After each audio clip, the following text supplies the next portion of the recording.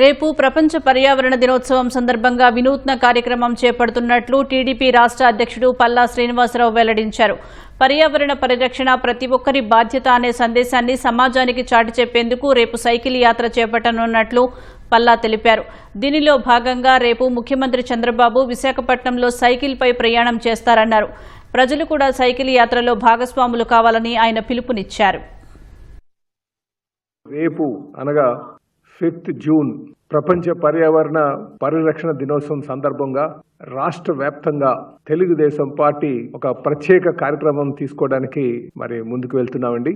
ప్రజలందరికీ పర్యావరణ పరిరక్షణ ప్రతి ఒక్కరి బాధ్యత అని తెలియజేయాలనే ఉద్దేశంతో రేపు రాష్ట్ర వ్యాప్తంగా ఈ కార్యక్రమాన్ని తీసుకుంటున్నాం.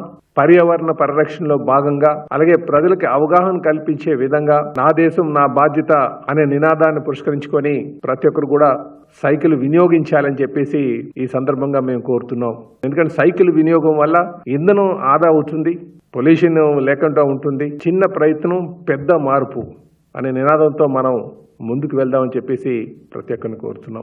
రేపు గౌరవ ముఖ్యమంత్రి గారు వారి హెలీప్యాడ్ నుంచి ఆ వెన్యూ వరకు కూడా విశాఖపట్నంలో సైకిల్ పైన వెళ్తారు. దాన్ని కూడా పురస్కరించుకుని ప్రతి ఒక్కరు కూడా రాష్ట్ర వ్యాప్తంగా సైకిళ్లు వినియోగించాలని చెప్పి ప్రతి ఒక్కరిని కోరుతూ సెలవు తీసుకుంటున్నాం.